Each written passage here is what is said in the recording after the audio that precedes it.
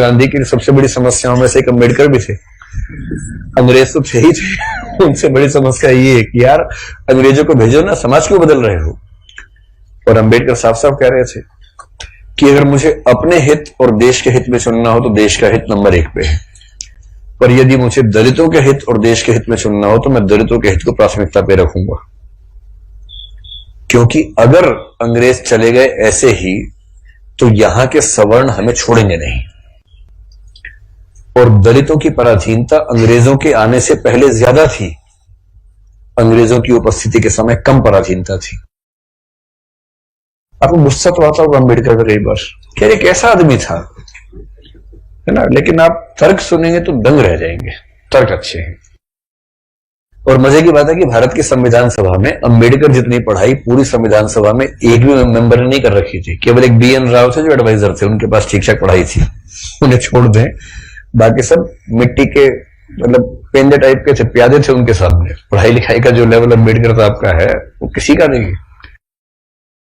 तो कुछ लोग मैंने देखा कि सवर्ण मानसिकता के कुछ लोग अम्बेडकर को देशद्रोही घोषित करना चाहते हैं इन्हीं कथनों से कि दलित प्रश्न और देश के प्रश्न में दलितों को प्राथमिकता दूंगा तो बुरा मान जाते हैं। और उन्हीं से आप पूछो कि अगर हिंदू का प्रश्न हो और देश का प्रश्न हो, किसी प्राथमिकता दोगे? तो हिंदू, हिंदुस्तान है, मजाक समझते हो तो हिंदुस्तान है बोलते हैं, हिंदुस्तान है।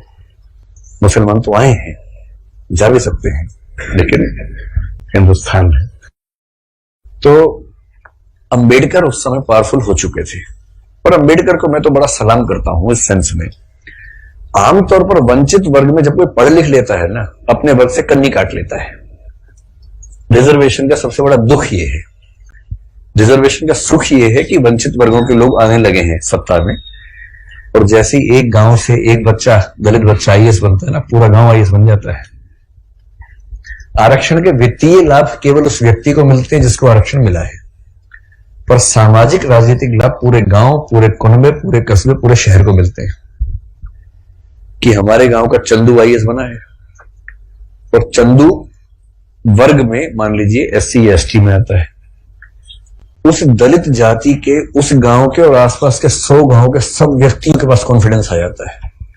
कुछ बिगड़ा, चंदू को फोन लगा दिया, चंदू बिटवा देखिए जरा। अब पुलिस वाले ने रोका लाइसेंस के लिए, रुको बात करवाते हैं, ऐसे करके कह रहे किसको फोन करो? चंदू को फोन करो। छोड़ दो कोई बात नहीं, आप जाओ, आप गाड़ी कैसे भी ले जाओ, सिर के ऊपर रख के ले जाओ, कोई बात नहीं, हम कुछ नहीं बोलेंगे। कॉन्फिडेंस लेवल बढ़ जाता है। एक रिजर्वेशन का फायदा ये होता है, आर्थिक फायदा नहीं होता, रिजर्वेशन आर्थिक मामला नहीं है, वो सामाजिक राजनीतिक समतलीकरण का मामला है, उसमें उसको देखना है। और अम्बेडकर ने, आजकल क्या होता है कि जो बच्चा IAS बनता है सबसे पहले कोशिश करता है कि उसकी जाति किसी को पता ना लगे कि वो रिजर्वेशन में है। और बहुत सारे लोग SC ST या OBC से रिजर्वेशन का लाभ लेकर अगर IAS बनते हैं तो कोशिश करते हैं कि शादी से सवर्ण समाज में हो, क्योंकि IAS खुद एक जाति है, उस जाति में शादी कहीं भी हो सकती है, वहां जाति प्रथा बीच में नहीं आती है। ऐसे IPS भी एक जाति है जो IAS से नीचे की जाती है लेकिन ठीक ठाक जाती है, वो भी अपने आप में ठीक ठाक जाती है। जैसे IAS पति IPS पत्नी, लोग कहेंगे हाँ ठीक है, IPS पति IAS पत्नी, तो लोग कहते हैं अच्छा चलो कोई बात नहीं ठीक है इस तरह से मैनेज करते हैं, क्योंकि IPS नीची जाती है, IAS थोड़ी ऊंची जाती है, और IRS और बाकी सब तो बहुत ही नीची जाती हैं, और उसमें जो ग्रुप भी है वो तो शूद्र टाइप के माने जाएंगे कि ये तो बहुत ही नीचे के लोग हैं। बेशक UPSC ने सफलता दी हो, पर ये तो ये नहीं चलेंगे, इनके 10 नंबर कमाए से इनको बाहर करो यहां से एक प्रकार की जाति व्यवस्था वहां भी। तो दलित चेतना जो अम्बेडकर की वजह से, अम्बेडकर का सम्मान क्यों करना चाहिए कि वो इतना पढ़ने लिखने के बाद भी चाहते तो वो भी एक शानदार जिंदगी जी सकते थे, उनको मिल ही रही थी भाई। वो PCS ऑफिसर थे बड़ौदा में, मजाक छोड़ना है, नागपुर में शायद, और जब नागपुर में वो सिविल सेवक बनकर आए, फेलोशिप वहीं से मिली थी पढ़ने के लिए, जब वापस लौटे तो उनको PCS अधिकारी बनाया गया। तो उनको कहा कि आप यहां रहना शुरू कीजिए और काम संभाल लीजिए।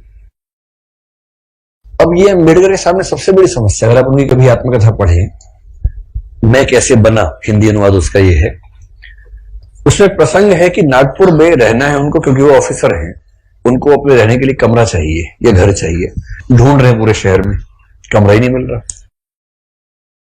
लोग पहले पूछते हैं जाति कौन सी है, वो बताते हैं कि महार जाति का हूं, तो भी कमरा नहीं है हमारे पास। हम किसी दलित को कमरा देंगे ही नहीं अपना। ये 1920-30 के दौरान नागपुर शहर की बात है। फिर वो कह रहे कि कई कमरे खारिज होते गए। एक और घर में गए, एक को दूसरा ऑफिसर था, वो दिखा रहा था, दोस्त के रूप में हेल्प कर रहा था। तो वहां मालिक ने पूछा ही नहीं कौन सी जाति के हो, इन्होंने बताया भी नहीं, डंडा क्यों पीटेंगे। उससे पूछा नहीं, उन्होंने बताया नहीं, कमरा मिल गया, रहने लग गए। और फिर वो देखते हैं कि एक दिन अचानक सुबह उठा तो बहुत शोर मचा हुआ था। मुझे लगा पता नहीं क्या हो गया। खिड़की से नीचे देखा तो हजारों की भीड़ हाथ में डंडे भाले हथियार लेके खड़ी हुई थी। उनको पता लग गया था कि एक दलित आदमी इस घर में रहता है और वो भीड़ मेरा कत्ल करने के लिए आई थी। और उसके बाद कुछ दोस्तों की मदद से पता नहीं पीछे के दरवाजे से कहां से किसी तरह से उनकी जान बचा के भगाया गया उनको। इस दौर से वो गुजरे थे। ये उसी देश की बात चल रही है, सारे जहां से अच्छा हिंदुस्तान हमारा, हम बुलबुलें हैं इसकी, ये गुलसिता हमारा, उसी की बात चल रही है। किसी और देश, पाकिस्तान की बात नहीं चल रही है, उसमें पाकिस्तान था ही नहीं, पाकिस्तान पेट में था उस समय। अभी हुआ नहीं था, मतलब होने वाला था, अभी नहीं हुआ था। तो उस देश की बात है। और जब वो स्कूल में पढ़ते थे तो स्कूल में पढ़ते इसलिए थे कि उनके पिता सरकारी नौकरी में थे, तो थोड़ा सा ठीक स्थितियां थी उनकी, इसलिए स्कूल में एडमिशन मिल गया। पूरे स्कूल में एक दलित बच्चा था बस, B.R. अम्बेडकर, बस, बाकी सब सवर्ण बच्चे थे। अब दलित बच्चा कैसे हैंडल करे? वो पानी पीने जाएगा, पानी को छू देगा, पानी पवित्र हो जाता है, उसमें हीलियम आ जाता है हाइड्रोजन की जगह। उसके बाद जैसे दलित बच्चा छूएगा हाइड्रोजन के गुण बदल जाएंगे उसपे। तो एक व्यवस्था थी कि भाई पानी पीने की एक जगह थी सबके लिए, एक अलग से मटका था अम्बेडकर के लिए, अलग से रखते थे दूर, उनको वही पीना है और मटके को हाथ नहीं लगाना है। अब कभी कभी क्या हुआ, कई बार ऐसा हुआ कि जो आदमी पानी की व्यवस्था करने के लिए तैनात था वो छुट्टी पर चला गया, एक दिन 2 दिन आया ही नहीं। अब इसको प्यास लग रही है, बाकी बच्चों के पास पानी पीने को, इसको पानी पीने को नहीं है। कई ऐसे दिन गुजारे स्कूल में जब उनको पीने को पानी मिलता ही नहीं था। चेतना ऐसे बनती है, ये सब झेलने के बाद बनती है। इससे जब आप हरिजन गाथा कविता पढ़ेंगे तब समझ में आएगा कि वो किस दौर से, किस स्थिति से गुजर के वो विचार बनते हैं। और अभी एक अदम गौंडवी की कविता है, वो भी हरिजन के गांव जैसा कुछ नाम है, उसको भी पढ़ेंगे, हम जिक्र करेंगे आगे चलकर, तब समझ में आएगा। ये सब मैं इसलिए कह रहा हूं कि इतिहास के नेताओं को सीधे खारिज करना बहुत आसान होता है। जब आप उनकी स्थितियों को समझेंगे, उनके विचार कैसे बने समझेंगे, तब उनका महत्व समझ में आता है। अंबेडकर का बड़प्पन यह है कि बहुत अच्छी स्थितियों में जाने के बाद, इंग्लैंड में, अमेरिका में पढ़ने के बाद, वहां भी टॉप करने के बाद, वो चाहते तो वहीं किसी विश्वविद्यालय में प्रोफेसर बन सकते थे और धूमधाम से जिंदगी गुजार सकते थे, पर उन्होंने चुना संघर्ष का रास्ता। लौट के आए, संघर्ष किया और अपने साथ साथ अपने पूरे समुदाय की मुक्ति का रास्ता चुना। और जितना सफल हुए उतना सफल होना एक जिंदगी में आसान भी नहीं होता। जितने वो सफल हुए उन्होंने काफी कुछ कर भी दिया। अब उस अंबेडकर का तेज 1936 में फैल चुका था। महात्मा गांधी बहुत दुखी है। महात्मा गांधी घोर वर्ण व्यवस्था के समर्थक आदमी थे, इतने पक्के रूढ़िवादी थे इस मामले में। मतलब महात्मा गांधी के प्रति मेरा सम्मान उतना ही जितना अंबेडकर के प्रति है, पर इस मामले में वो बहुत ही दकियानुसी किस्म के व्यक्ति थे। अपनी एक किताब हिंदू धर्म में लिखा है उन्होंने कि वर्ण व्यवस्था उतनी ही नैसर्गिक और प्राकृतिक व्यवस्था है जितना न्यूटन का गुरुत्वाकर्षण का नियम। ये महात्मा गांधी का वाक्य है, किसी और का वाक्य नहीं है। इसलिए उनके पेट में खलबली मची हुई थी कि अंबेडकर बीच में कैसे आ गया। अंत में अम्बेडकर बोले, महात्मा जी हमने बहुत ट्राई कर लिया कि हिंदू धर्म में रह के चीजें ठीक कर लें, हो नहीं पा रही, हम हिंदू धर्म छोड़ रहे हैं। अब महात्मा गांधी परेशान। उनके लिए भारत से ज्यादा महत्वपूर्ण हिंदू धर्म है महात्मा गांधी के लिए। गीता वो सब, उनका तो वैष्णव परंपरा, वो सब विचार ज्यादा थे। 1937 में कहते हैं कि अम्बेडकर ने घोषणा कर दी कि मैं हिंदू धर्म छोड़ रहा हूं।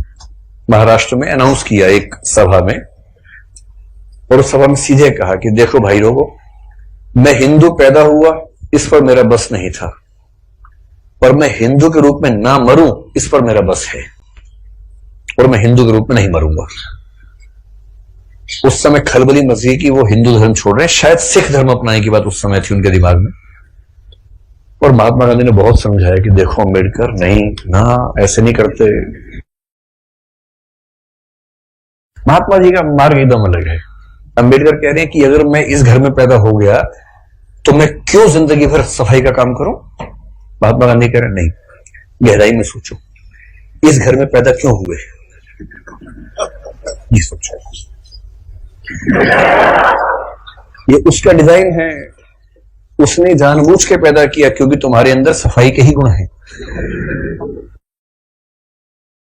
अम्बेडकर कह रहे तू दलित पढ़ेगा नहीं, नहीं पढ़ेगा, पढ़ो लिखो, एमए करो, पीएचडी करो, लेकिन उसके बाद काम वही करना है, सफाई का ही।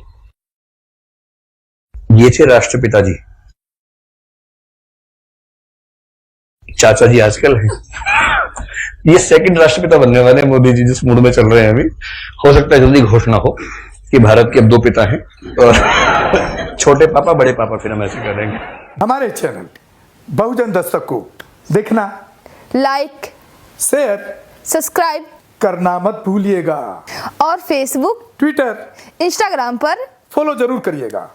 जय भीम, जय संविधान, जय भारत, नमो बुद्धाय।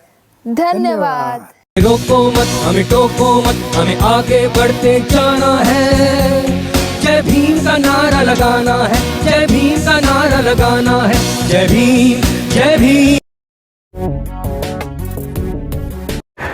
मैं गौतम रत्ना आपका बहुजन फिल्म प्रोडक्शन में स्वागत करता हूं, और आप हमारे प्रोडक्शन हाउस के अंदर अपना कैरियर बना सकते हैं as a film director, as a producer and actor and actress and editor and cinematographer also. अगर आपको फिल्म से रिलेटेड कुछ भी प्रोजेक्ट आपको बनवाना है तो हमारे पास में पूरा सेटअप है, जिसमें फिल्म कैमरा है, शूटिंग लाइट्स है और एडिटिंग है। सारा A to Z एक ही जगह पर आपको हमारे यहाँ पर मिल जाएगा। तो दोस्तों, आप हमें कांटेक्ट कर सकते हैं हमारे नंबर्स पर 9810085714 और 8510005714। हमारे वेबसाइट पे विजिट कर सकते हैं www.filmserviceindia.com, और हमें मेल भी कर सकते हैं gautamfilmsproduction@gmail.com पर। धन्यवाद। चैनल आर्थिक समस्या से गुजर रहा है। अगर आप बहुजन समाज में बाबा साहेब अम्बेडकर और तथागत बुद्ध की विचारधारा को अधिक से अधिक लोगों तक पहुंचाना चाहते हैं तो हमें आर्थिक सहयोग प्रदान करें, ताकि हम अपने चैनल के माध्यम से देश विदेश में समता, बंधुता, एकता और संवैधानिक अधिकारों को ज्यादा से ज्यादा लोगों तक पहुंचा सकें। आप अपनी सहायता राशि नीचे लिखे खाते में जमा करा सकते हैं। खाता धारक गौतम रत्ना, खाता संख्या 3169576865 IFSC कोड SBIN 0060336, बैंक भारतीय स्टेट बैंक। आप हमारे बैंक खाते का विवरण स्क्रीन पर भी देख सकते हैं।